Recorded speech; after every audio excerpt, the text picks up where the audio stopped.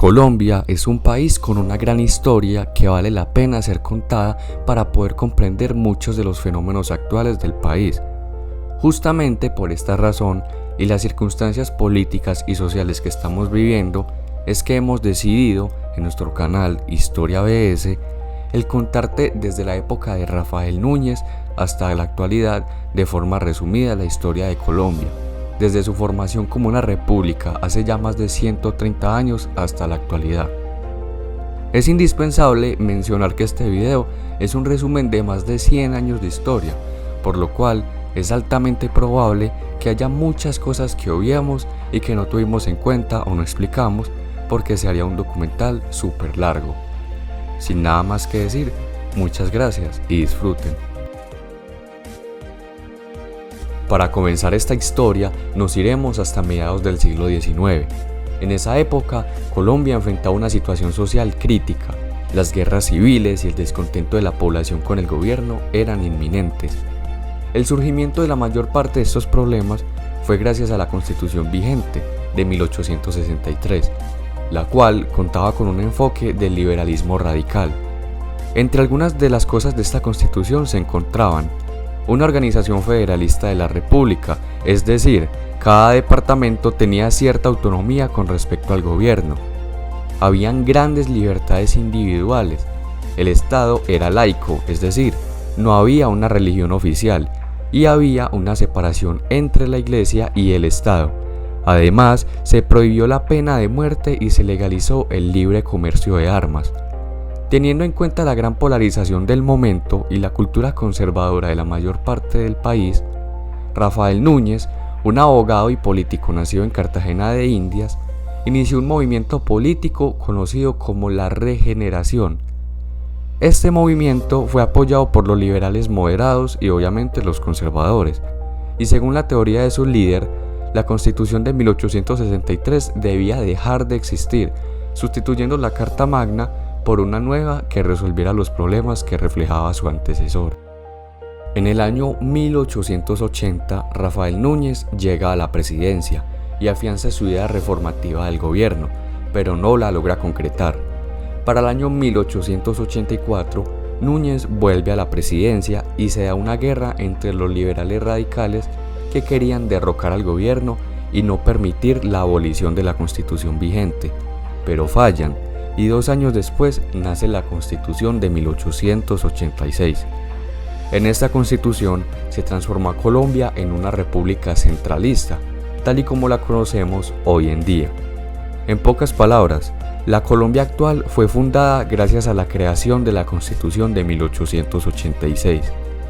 Esta Constitución contaba con una gran influencia religiosa, conservadora y centralista. Es decir, que todo el poder político se concentraba en la ciudad de Bogotá. Esto también le dio mayores poderes al presidente, aumentando su mandato de 2 a 6 años. La pena de muerte volvía a ser legal. La Iglesia y el Estado ahora estaban unidos. La educación pública ahora era manejada por la Iglesia y el Estado reconocía el catolicismo como la religión oficial del país. Rafael Núñez fue presidente en su tercer periodo, desde 1886 hasta 1892, siendo elegido por cuarta vez ese mismo año hasta 1898, pero durante su cuarto mandato le cedió el poder al vicepresidente Miguel Antonio Cano, el cual inició una persecución política hacia los opositores y creó nuevas políticas conservadoras. Tras el último mandato presidencial de Rafael Núñez y su vicepresidente Miguel Antonio Caro, quedaron claras 2 cosas. La primera fue la persecución política a los liberales y liberales radicales.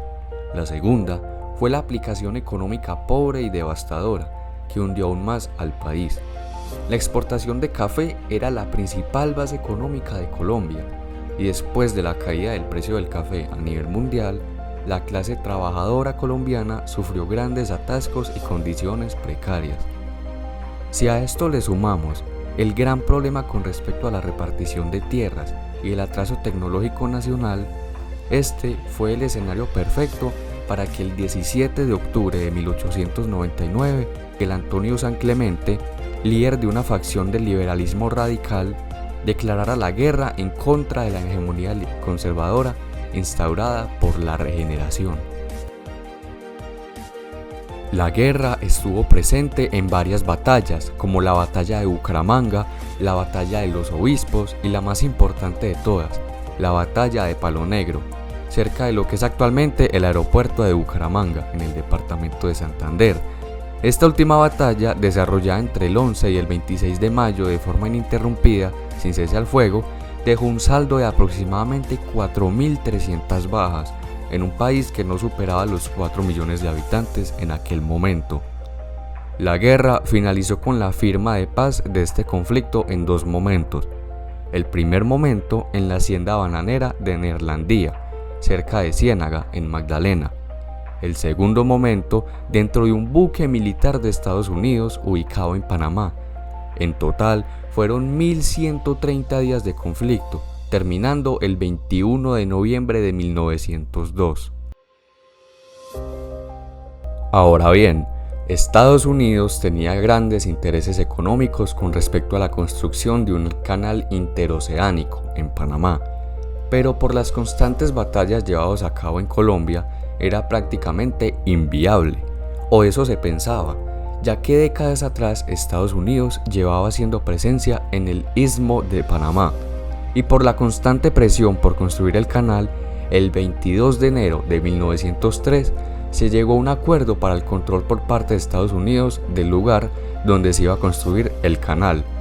Para cuando el gobierno colombiano quiso reaccionar, la oposición panameña con apoyo estadounidense había iniciado un plan para declarar a Panamá como un país soberano, logrando el 3 de noviembre de 1903 la separación de Panamá de Colombia.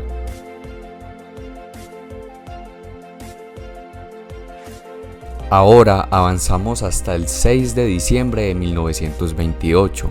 El presidente de la República de aquel entonces, Miguel Abadía Méndez, mandó al general Carlos Cortés Vargas a detener una supuesta huelga comunista, según designaba el gobierno conservador y la prensa periodística conservadora. La realidad es que la huelga era realizada por trabajadores de una empresa estadounidense de banano ubicada en Magdalena, la empresa llamada United Fruit Company, los cuales pedían desde el 12 de noviembre de 1928 mejores condiciones laborales y mejores sueldos a través de una huelga pacífica. Pero la suerte no estuvo de su lado, ya que ese mismo año se había firmado la Ley 69, que a resumidas cuentas prohibía las huelgas por parte de trabajadores de toda clase. La ley había sido firmada como medida desesperada por intentar frenar la inminente caída de la hegemonía conservadora que llevaba gobernando a Colombia desde 1886. Amparándose en la Ley 69 y en las órdenes de Carlos Cortés Vargas, permitió el fusilamiento por parte del ejército colombiano a los trabajadores que estaban protestando, según los directivos, con el fin de detener la inminente revolución comunista colombiana. Fue tal el temor y la estigmación generada que el presidente Miguel Abadía felicitó públicamente al general Carlos Cortés por defender la soberanía nacional. Jorge Eliezer Gaitán, representante del Partido Liberal, investigó el acontecimiento de la masacre de las bananeras, y es así que ante el Congreso colombiano, Gaitán, con múltiples documentos, fotos, testimonios y testigos, entre el 3 y el 6 de septiembre de 1929, suscrito un debate en el cual demostró que los trabajadores asesinados eran sobreexplotados, no tenían nada que ver con las revoluciones comunistas y no había motivo alguno que sustentara la arremetida violenta por parte del ejército. Actualmente no se tienen cifras concluyentes sobre la cantidad de muertos. Sin embargo, la mayoría de historiadores concluye que hubo al menos 1.000 muertos, entre los cuales se incluyen niños y mujeres, según palabras del general Carlos Cortés Vargas. Pero a todo esto, ¿quién fue Jorge Eliezer Gaitán? Pues bien, Gaitán fue un abogado y político liberal nacido en Bogotá el 23 de enero de 1903. Desde joven forjó una amplia trayectoria política que va desde las contiendas juveniles del Partido Liberal en 1924 hasta su candidatura presidencial en 1946 y su nombramiento como jefe único del Partido Liberal. Gaitán fue reconocido a nivel nacional por su trabajo en materia pública, logrando ser representante a la Cámara, presidente del Senado, alcalde de Bogotá, ministro de Educación y fundador de la Unión Nacional de Izquierda Revolucionaria. Y esto por solo mencionar algunos cargos que ejerció. Gracias a su labor en el trabajo con comunidades campesinas y pobres en general, Gaitán se hizo con un gran apoyo urbano y su movimiento conocido como el gaitanismo cada vez tomaba más y más fuerza. Jorge Eliezer Gaitán fue reconocido por realizar la Marcha del Silencio el 7 de febrero de 1948, en donde 100.000 de los 300.000 habitantes que tenía Bogotá por aquella época acudieron para denunciar la matanza de campesinos liberales y pedir el fin de la violencia política. También fue reconocido por su capacidad de oratoria, con la cual logró recitar uno de los discursos más importantes en la historia de Colombia, conocido como la Oración por la Paz, discurso que recitó en la Marcha del Silencio. Pero el 9 de abril de 1948, cuando el presidente del Partido Liberal salía de una reunión a la 1 de la tarde, Juan Roa Sierra le disparó por la espalda, acabando con la vida de Gaitán y desencadenando el Bogotazo. El Bogotazo fue un suceso histórico que tuvo su lugar en la ciudad de Bogotá, como bien lo indica su nombre, a pocos minutos tras el asesinato de Jorge Eliezer Gaitán, el 9 de abril de 1948.